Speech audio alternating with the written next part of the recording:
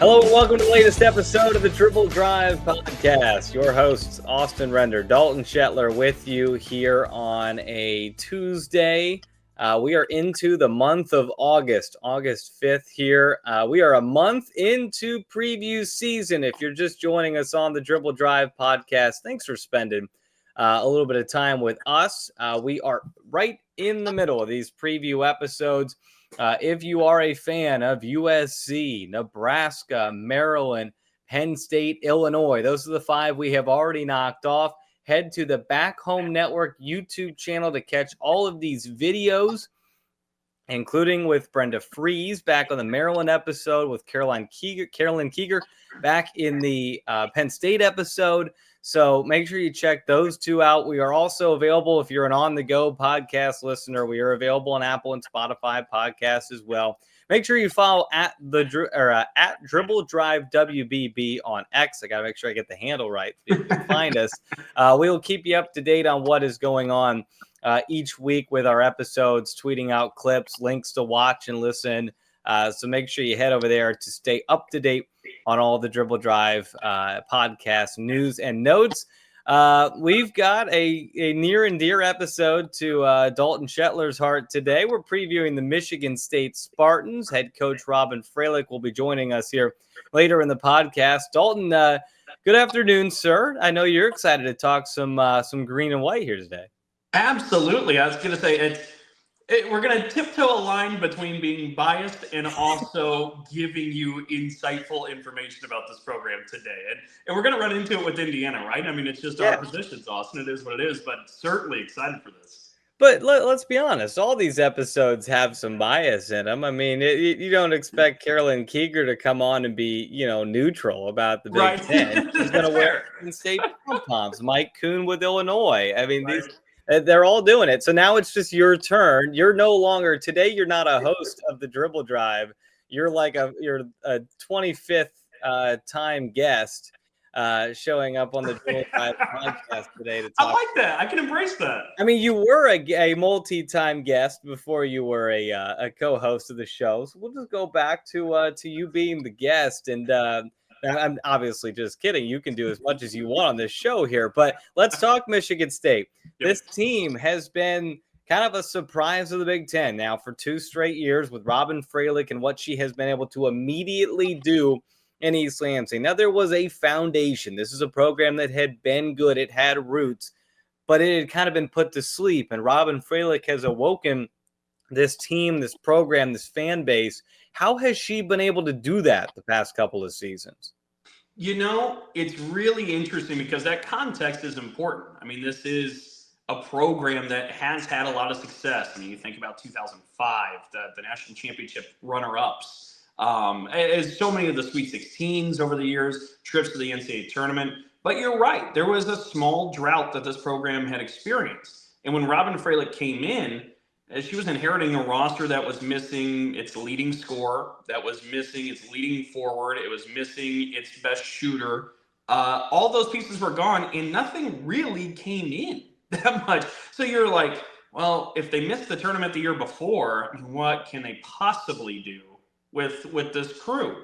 And what they've been able to do in year one a couple of years ago, Robyn Fralick found somebody like Julia Ayral, who was averaging 2.5 points a game in that year prior to Robyn's arrival, and then spiked it up to 15 points per game. Robyn has been able to kind of find the best, I wouldn't even say kind of, but just find the best in people and draw it out. And it's been one of those really fun things to be around and fun things to experience. That first year, we talked about all those pieces that were gone and what would that group do? They went to the NCAA tournament. Last year, they took the next step. They won an NCAA tournament game and not only sustained that level of success when it came out of nowhere, but they built upon it with its first tournament win in 6 years. So now the question kind of becomes, okay, what is that next bar?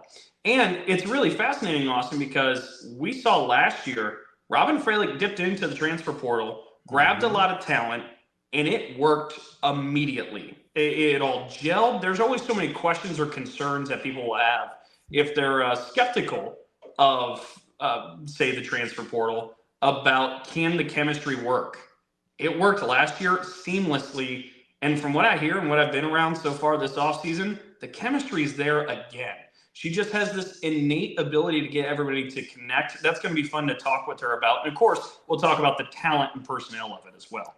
Yeah, what a massive turnaround. And 2 years ago, did Michigan State get the double bye 2 years ago in the Big Ten tournament? Yes. Yeah, Yes. I mean, That's just out of nowhere, they're the fourth best team in the league. Now, that was a year where the top three were like the three. It was Indiana, Iowa, and Ohio State, and they were battling it out. But to be that there was one spot available, and Michigan State in year one of Robyn Fralick went and got it. They were an NCAA tournament team. They won an NCAA tournament game last year. They hit the transfer portal hard last year. They've hit it hard again this year, Dalton. You lose somebody like Julia Arald, a big pillar of the program. You lose several of those transfers from last year's team. So this year they do bring back, I think, the two-headed monster, Grace VanSlooten and Theren Hallock, will be two of the better returning combo players in the conference. But look in that bottom left, if you're watching us on YouTube, the three transfers that Michigan State has picked up, it's one of the best transfer kind of hauls that anybody in the Big Ten had this year, at least in proven production. There's obviously teams banking on growth from where their players were in their previous stops. But when you're talking about what's been proven on the court, especially two of these players at a high level, Arizona State and Purdue, Jaylen Brown from the Sun Devils. Is it Meera Dystra? Meera. Okay, there we go. We're 0 for 1 so far. That's a good start. Meera Dystra from Montana State and Rashanda Jones from Purdue, Dalton. These three are huge additions to what has already, in the track record of Robyn Fralick, been a pretty potent offensive team. And what makes the conversation so fun, Austin, is, and when we talk to Robyn, I mean, she'll obviously be able to go further on this, but they're all complementary pieces to what is needed. It's not just grabbing talent for talent's sake.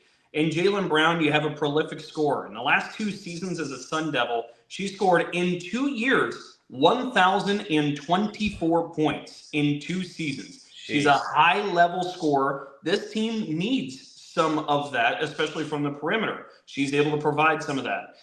Without Jaden Simmons and Nyla Hampton, who both have graduated and now are gone from the program, those two really comboed and combined for the point guard job last year, in doing it in their way, where they were able to set the table. They were able to run the show, be the coach on the floor.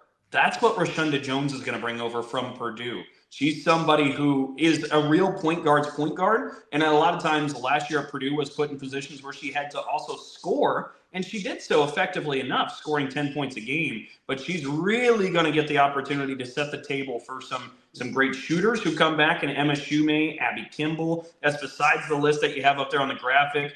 Down low, of course, you bring back Grace VanSlooten. I think that's where things really start when we dig into MSU. Theren Hallock, Ines Sotelo. There's a lot of pieces, but everybody that was added through the portal complements the core that is already there. And Meera Dystra, you're talking about a mobile forward. And if there's one thing we've learned about Robyn Fralick and her system and her mentality approach with this, you got to be fast. Yeah. Trying to be relentless, trying to be in your face, all 94 feet on defense, trying to get up and down the floor. They want to play up tempo. They want to play fast. Meera Dystra is a forward who is 6'2", 6'3", and is able to stretch and move just like this system needs. So that's what's really impressive to me, Austin. It just wasn't grabbing talent for talent's sake. It was grabbing talented pieces that fit the puzzle together. Yeah, and it's a good-looking puzzle right now. And when you talk about how we're ranking these teams preseason, a lot of it is, what do I know? Like, what can I count on for X team? What can I count on for Y team? Because there's a lot of unknowns in this league. And I think Michigan State, with the Hallock and VanSlooten returning, that's a big 1-2. Oh, I can count on these two. Like, they are going to, we know what we're going to get out of those two. So to me, I have Michigan State 4th in my power rankings right now. I know you had them toward, I think, your top 3 when I put you on the spot a month ago. But what are reasonable expectations for the Spartans this year?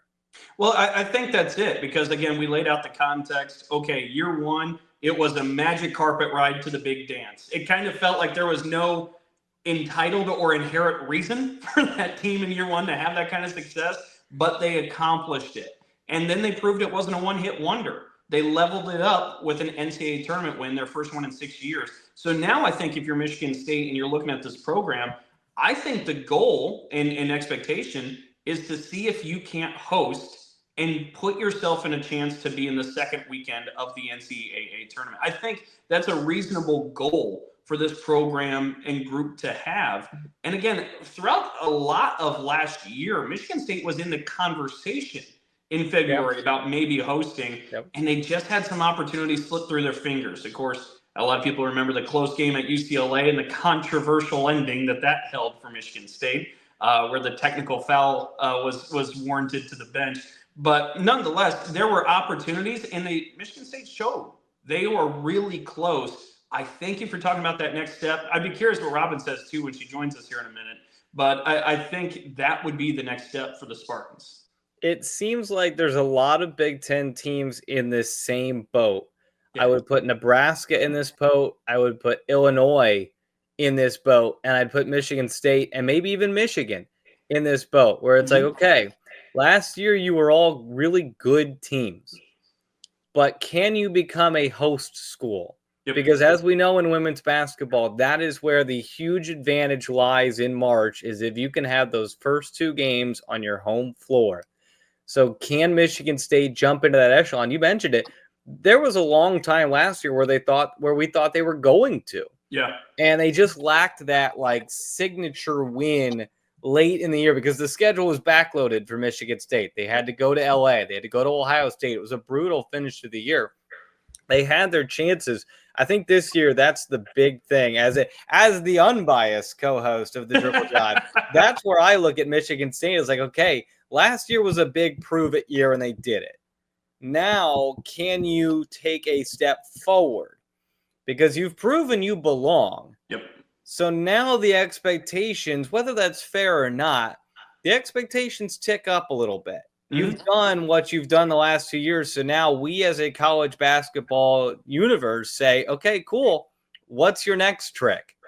Because as we know, it's what have you done for me lately in this business of sports? And so for Michigan State, I don't think being a 7 or 8 seed is what they're aiming for this year. They want to be a top 4 seed, and they want to be hosting in the NCAA tournament, which I think is extremely plausible with this team. And I'm with you. I'm excited to see what Coach says about that as well. Well, stay tuned for that. We're going to get there here in just a moment. Just again, a reminder, give us a follow on our Back Home Network YouTube channel, Dribble Drive WBB on X. You can check out all our episodes, video form and podcast form, whatever is your preferred medium of consuming our content. And tell a friend, we're heading into August here.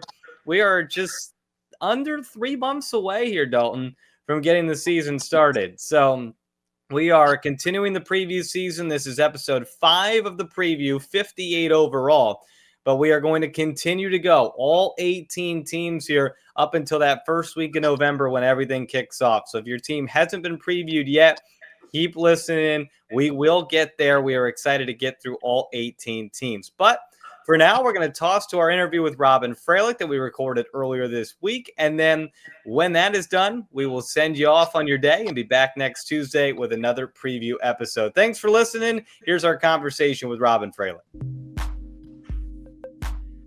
And we are now joined by the head coach of the Michigan State Spartans, Robyn Fralick, joining the show. Coach, thanks so much for joining us. We appreciate you giving us some of your time. I know even though basketball is not happening, it's still a busy time for you coaches out there, so we really appreciate it. How's the offseason going for you? It's been great. It's we're a few weeks in with our team. A lot of recruiting, a lot of bopping around. So it's been great. Yeah.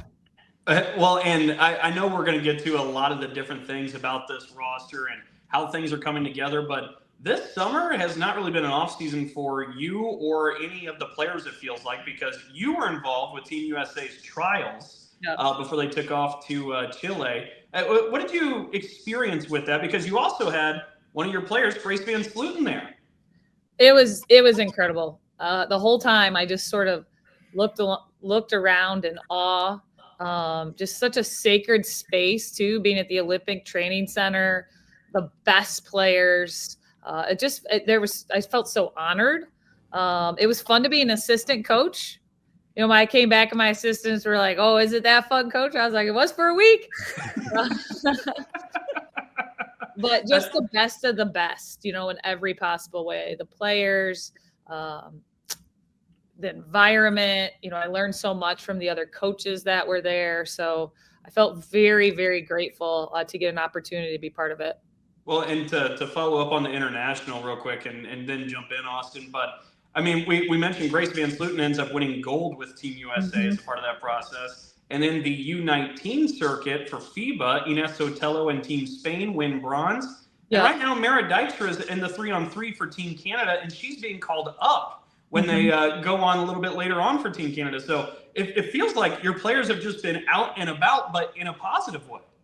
I love it. I mean, you earn those opportunities. It's, you know, Coach Weimer was out and got a chance to watch Inez and to finish third at that level. And the competition was incredible. Meera, who's been so fun to coach, you know, she just transferred to us from Montana State, just a high level of maturity. And kind of interestingly, a few years ago when I was in Madrid, Spain, watching the FIBA trials, she was on Team Canada. So I actually got a chance to see her there and really, really, you know, was impressed with her. She's just like such an easy player to play with. So we love that. We love that our players are earning those opportunities to play on these national stages, and they're coming back and, you know, excited to be at Michigan State, but also bringing those experiences with them. It feels like everywhere you look, there's been Big Ten coaches, Big Ten players involved with this, not only just Team USA, but all of the summer international competitions. Let's kind of hone in on Michigan State a little bit here. And Dalton and I were talking about it earlier in the pod that the returning duo of Theren Hallock and Grace VanSlooten is one of the best returning duos in all of the conference and gives, I think, the outsiders a lot of faith that Michigan State can do this again. What's it been like coaching those two, and what's the next step as they head into 2025?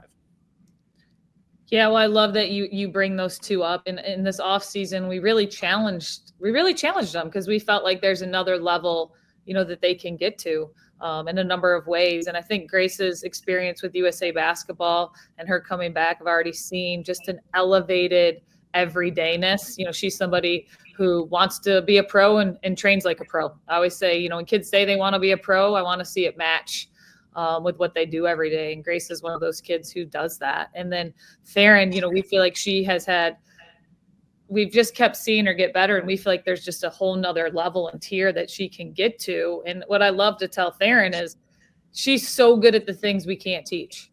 You know, her speed, her explosiveness, her ability to just make a play. And we're matching that, you know, with some other things that we feel like can get her to another level. So they've been really fun to coach. I think there's just another level of intensity that they're operating with. And, you know, we're excited to see that translate into the season.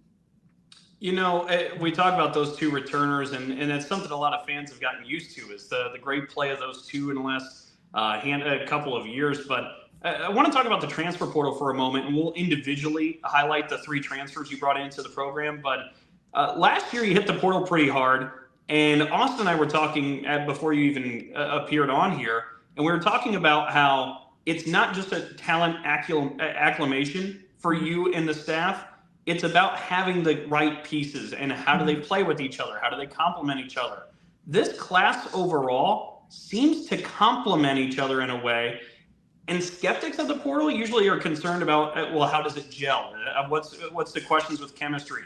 Last year, chemistry was off the charts. And from what I heard, the trip to the lake here recently really built some chemistry for this group too. It seems like there's no concerns here. Well, I mean, I think there's always a plan to building a team. And when the season ends, I think it's our job as a coaching staff to evaluate, okay, what do we have? What do we need? How do we get to the next tier? You know, we played at NC State, won that first tournament game, and then, you know, played in that second round. And you're like, oh, okay, well, this is the next step, right? This is the difference in what it looks like to host. And so I think you just constantly are watching and learning of what it takes to keep getting better. And so when we came out of the season, we felt like there were some specific things that we needed. We felt like we went into the portal and found complementary pieces to fit, kind of what we're looking for and how we play and what we need. And it's early. I mean, I always say in the summer, everybody gets along. I want to know who you are in January and February, right? I think that's a true test of who your team is and who your character is. But, from a culture perspective, I think anything done well has a strategy. And so, a culture to me isn't coincidental. It's not, we just had the right kids this year or we didn't. I think it's always our job as a coaching staff to build the culture that we want and to have the expectations around what we want, especially nowadays, because the reality is teams are more transient. And so how do you get a team to be on the same mission and have a belief system that's congruent with each other? And, that's our job to figure that out. And that's our job to make sure we have a plan for how that's going to operate. Well, let's focus in on those transfers a little bit. Jaylen Brown comes over from Arizona State, high-level scorer, just somebody who can really fill it up at all levels. What did you see? I mean, obviously you see the 18 points a game, but you specifically with your coaching staff, what did you see that jumped out about Jaylen Brown? Well, one, we had a connection. So Jaden Simmons, who played with us last year for a year as a transfer, was teammates with her. And so she really vouched for her. That's important, because we want to bring in people that want to be part of this group. Second thing, we felt like we needed more perimeter scoring. We felt like that was an area that we, in those games, those big time games, we felt like that was an area we needed to improve upon. And so she definitely brings that. And then we love her length. She's a 6'1" wing scoring guard. So we just felt like her length could really help us. And she scored the ball at a high level against high-level competition. You mentioned earlier that you actually had crossed paths with Meera Dystra before over in Spain. And Meera is somebody who has a ton of experience, too. Last year, she got MSU, meaning Montana State, into the NCAA tournament by beating rival Montana with a game-winning shot to send them even to the big dance. So she goes from that MSU to this MSU, but you said her game really just popped off the page and you loved something about it. What was it that you loved so much, and how does that fit in an MSU, this MSU? Yeah. Well, what we love about Meera, she's really easy to play with. So when we were watching her on the Canadian national team, she was playing a ton, and all these are, the players on that team are all playing at high level places. And, she's easy to play with. She knows how to play with great players. She's smart, and she's efficient. And she's coming from a program that won 30-plus games, right? That doesn't happen coincidentally. So her maturity level is very high. And I think her priority is how can I impact winning? And I think when kids operate in a mindset of how can I impact winning, good things happen. And the final transfer, people that listen to this show, probably familiar with the name, Rashanda Jones coming over from Purdue. She really popped off in her freshman year, had a great year. A lot more was thrown on her last year. What stands out to you about the addition of her into this Spartan team?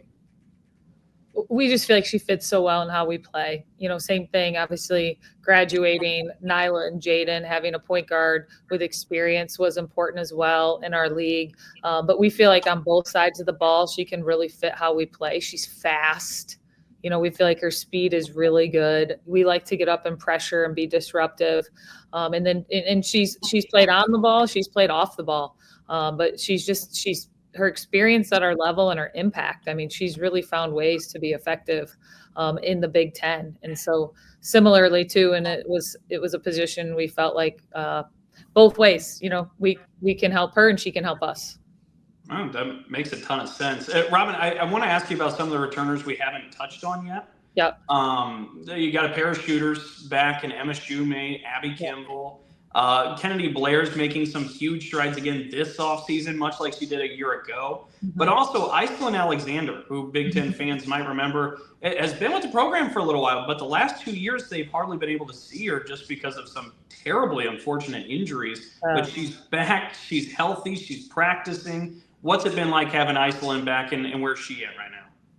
Well, Isa's been great, and so just so much perseverance to go through 2 season-ending injuries. And you know what she adds to our team, which we haven't had the last 2 seasons, is a real physical size presence. And I think of specific matchups in our league where that is so helpful. I think she just gives us a lot of versatility for ways we can play, ways we can defend, different matchups. And, credit to her, she's gotten herself in the best shape of her life. So being out for 2 years, that isn't always the outcome.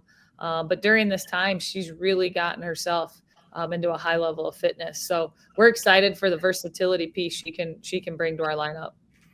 Well, you've got her, you've got Grace VanSlooten down low, you've got the ball handler in Rashanda Jones, a high scorer in Jaylen Brown. Now you also add in those shooters that Dalton mentioned earlier, and Shoemate and Kimball. How important could their roles be with how full this team seems to be now, and just every piece seems to be putting together? Well, space is always helpful, right? And shooters create space, and space is a huge part of being effective, especially on the offensive end. I think it makes offensive basketball easier for the whole team. So, they're both have shown to be very, very capable shooters. Same with the freshmen we brought in, the Anna and Amy Theren, and Jordan Odie, just, an ability to add that to that perimeter scoring. Well, and you talked about those freshmen for a moment, and as this is being introduced to Big Ten women's basketball fans and Michigan State-specific basketball fans, how would you explain their play style, both of the Theren twins and Jordan Odie, and just their personalities? What are fans going to love about these freshmen? Blue-collar workers, passionate about the team. Like they're kids that you're never in a quiet gym with them. Just, same thing, whatever way they can impact winning, whether it's taking a charge or making the right pass. And then, like Jordan Odie is, she's a scorer. She was Miss Minnesota basketball. Amy Theren was Miss Wisconsin basketball. Jordan, she finds ways to score, in different ways, mid-range, at the rim, from 3. But that she definitely adds that element to our team. And I know we talked a little bit about Kennedy Blair earlier, but we feel like she's taken just huge leaps. She's had a great offseason, just had a really consistent plan, has gotten her fitness at a high level. And, she's a playmaker. She really is a playmaker. She does such a good job creating for other people and creating for herself. So she's taken a huge leap this offseason. We're excited to see how that translates when we get into the fall. Your style of play, the pace at which you play, I mean, it is a lot of fun to watch. And I would imagine on the other side of it is a pain in the butt to play against, because it is nonstop, 100% going after it. Is that something you have always done? Is that something you adapt to the roster you're able to build year by year? And is that something you feel like this team you've put together will be able to do again this year? Well, it's always a preference, for every level I've coached at. There's definitely been overlap in how we like to play in system. Now, with that, we've always adapted too. If it's a team, I thought last year's team, we pressed more than our first year's team, because I thought that was an even bigger strength for us, was our perimeter pressure, right? So we needed to find ways to try to maximize that throughout a 40-minute game. This year, I'm not sure yet. There's still so many pieces of this all coming together. Like, we really don't know what we totally look like as a group, and that we shouldn't yet. I think that's a great thing I've heard through coaching that I think about a lot as you're building a team, and the progress through a season is don't misevaluate your own team. And year to year, your team's different. Year to year, each player is different. We have some kids that take huge leaps from one season to the next. And just making sure we're paying attention to the team that we have, right? How does that fit into how we like to play? But also, how are we going to be willing to adapt? I'm not really good at math, but I know the things you're better at, do more of, right? So we've got to figure out the things that we're better at and do more of that. Is that pressure defense? Is that rebounding? Is that scoring in the paint? I don't know yet, but it's going to be our job as a staff to figure out what do we do best and then try to do more of it. When we had Brenda Freeze on, she talked about you can have a game plan going into the year, but you can't be afraid to change that game plan if it's required. What, in your mind, when is like the best example of you and your staff coming together, maybe in the middle of some season that you've coached together and saying, we're not doing something right, we need to change it, and then it worked out? Well, I can think of two examples. One, when I took over at Bowling Green, we took over a team that was at the bottom of the league, and I had been at Ashland where we pressed for 40 minutes and played high-low motion and scored 99 points per game. And, we tried some of that early, and it was like, this doesn't make any sense, with our team for us to give us a chance to be successful with this particular group. So definitely adjusted, defensively adjusted, offensively, adjusted, because that with that team wasn't effective. I think our first year here at Michigan State, as we were building our team and learning them better, we put in a lot more ball screens than we had done in the past, because we kind of saw that we had some players that could make really good decisions off ball screens, were hard to guard. We had posts that were tough to guard, in space and moving. So that was an adjustment we made, was definitely adding more of those. Yeah, I was going to say, it's okay that you're not great at math, Robyn, because you don't have to be to set a new program record for steals like your team did last year or the year before, a record for threes. So I'm looking forward to whatever the next record is for this upcoming year. Yeah, hopefully rebounds. I think we hold the group to it. I think that'd be a lot of fun. But we were talking a little bit about your staff and what you as a group have learned over the years. And of course, Maria Kazak, Kim Cameron have been with you for some time. Joel Weimer as well came with you from Bowling Green.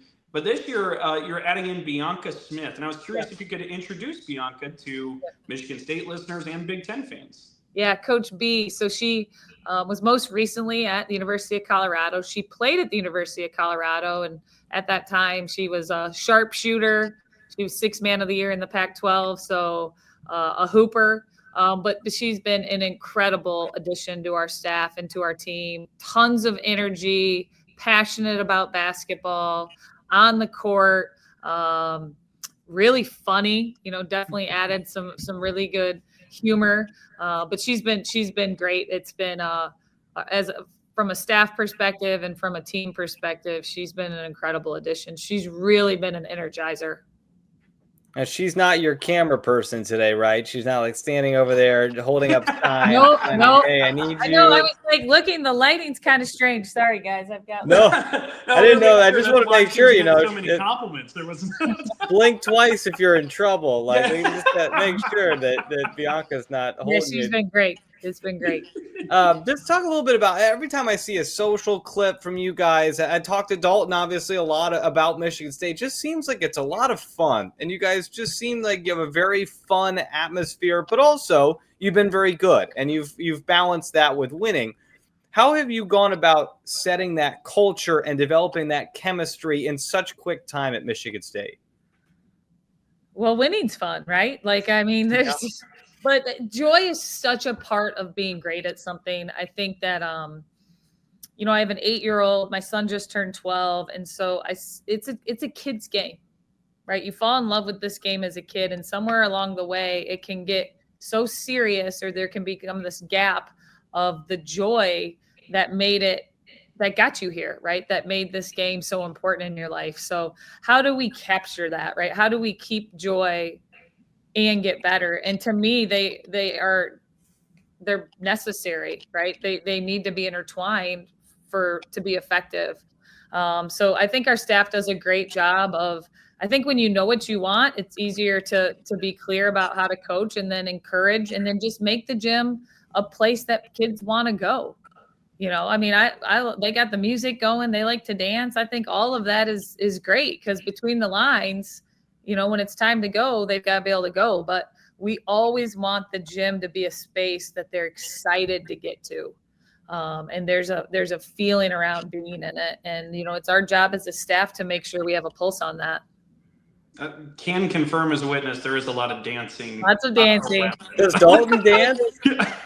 No. I'm retired. I'm retired from dancing. How's that? We need a video of Dalton dancing. That's our next. We'll capture that. I won best dancer for prom in high school. So Hey, you know what? Now we know, so don't worry. Uh-huh. no, I'm immediately going to act like that. You'll That get was- called out, Dalton. That was my goal right here, Robyn, was to get him to admit it. So now he has to dance. But I wanted to ask you too, Robyn, because I mean, look, I think a lot of the Michigan State fans who are enjoying this podcast, they get to experience, because Robyn and I do the radio show and stuff together, and they always will come up to me afterwards and say, she's so insightful. She's so introspective. She's thoughtful. She's intentional. And they just really enjoy some of the pieces that you share with them. Mm-hmm. And I'm curious, after 2 years at Michigan State, what's the biggest thing you've learned in those 2 years that makes you a better coach? Well, first of all, thanks. I need make sure those, you don't always hear the good stuff, right? So I appreciate that. But I think that, the landscape has changed so much since I took the job. So athletics has changed dramatically in the last 2 to 3 years. And so I think we're always learning. I think right now we have to be really adaptable. I think we have to kind of figure out the new landscape, but what has stayed the same, and I coached Division II basketball, I've coached mid-major basketball, and obviously at Michigan State, is the things that matter always matter. I don't care what level you're at. I don't care how the athletic landscape continues to change. There's just certain things that are fundamental in building a program, a player's experience, and how to try to be, how to be competitive. And those things have sustained at every level. And so as a staff, with all of these changes, which, for coaches, administrators, players are like, we're kind of always trying to understand what's going on. The cool thing is, and our staff has really focused on, like, just focus on the things that matter, right? The things that matter always matter. And, I think our team understands that that's where our priority is. You guys have made a lot of steps in the last 2 years very quickly. Is it fair to say now that the goal for this program is to become a hosting school, to become a top 16 team that can then advance multiple weekends into the NCAA tournament? Well, I think the goal for a program, and it sounds so coach speak, but it is to get better, right? How do we have a process in front of us of, like, how do we as a coaching staff get better? How does our team get better? How do we come into next season with the, the margins so small? How are we paying attention to how to get better in those things? But you come out of the NCAA tournament, you get a first round win versus Harvard, you play at NC State, they were really good. And you're like, oh, okay, this is the next step, right? Because playing at home is a huge advantage. Yeah. And and I love that women's basketball has it, because I think that, you earn the right to host, and we have engaged crowds, and you leave thinking, okay, that's what it looks like. And there's this gap between where we are and where we want to go to get there. Okay. And how do we fill it? And so as a staff, as a program, that's definitely gotten our attention. On each year, we've seen the bar jump up for this program with you there. And I'm curious too, besides the success, the improvement, those types of things, what would you tell Michigan State fans, or just Big Ten generic fans, that's going to be one of the most exciting elements of your team, whether it's the personalities, whether it's play style, whatever it is? What should people look forward to when the ball finally gets tipped for MSU? Hopefully at our best. What I've really liked about this group is there's a high level engagement with them. And the second part is when we're at our best, I think we're tough. I think there's, like, I always say, if we're down 8, up 8, like, there's just this relentless resilience about how we're going to keep showing up. And we just came out of one of our leadership labs. One of the things that we want to be in our program, that we talk about, that we work on, is how are we an every possession team, right? How do we get to a space where every possession has the same level of engagement? And, I think that's what we're working towards. We're not there yet, but that's what we're working towards. And I think at our best, that's how we'll play, that every possession has an incredibly high level of together engagement. Dalton says he made a half-court shot during one of your shoot-arounds. Is this true? Can you corroborate this story? For sure, and he's always sort of close. I don't know. I don't know if he ever played defense. I don't know if he'd snag a rebound, but he's got a good shot. I might have had the same play style and approach that your husband Tim had. Tim played on a tilted court. Field goals attempted. Field goals attempted. He led the team, practice, field goals attempted. Oh, I love that, playing on a tilted court. We'll wrap it on this. You're still only in year 3 in the Big Ten, but you've been just about everywhere at this point in the league. There's a couple of those Pacific Northwest spots you've still got to get to, but what have been some of your favorite spots to coach at in the Big Ten outside of the Breslin Center? Whew, favorite, I don't know. I mean, the engagement and fan, engagement in our league is so good. I think what I love about the Big Ten too is we have such good TV opportunities. But our first year playing at Iowa when Caitlin Clark was there, that's an experience. I mean, that's a full house with a generational player. Playing at USC, same thing. A full house with a generational player. I play every game at the Breslin, so if it was up to me, but on the road, at home, something that is an incredible for our student athlete experience is they play in front of engaged fan bases who care about women's basketball. And, it's challenging, but it's for me too, just how far our women's game has come, and you see it at home and on the road in our league. It's a league full of great players, great coaches, and great fan bases that really support their teams, and we get to be a part of that, which is a lot of fun. Coach, we're excited for Michigan State this year. It's going to be a lot of fun. I'm sure you are as well. I know Dalton is, and we appreciate you stopping by, and really excited to see what you guys look like this fall. All right, go green. Thanks for having me. Thanks to Robyn for joining us. That's the head coach of Michigan State, Robyn Fralick. We are back next Tuesday with another episode of the Dribble Drive as we continue on our preview season. But until then, for Robyn Fralick and Dalton Shetler, I'm Austin Renner. Episode 58 of the Dribble Drive.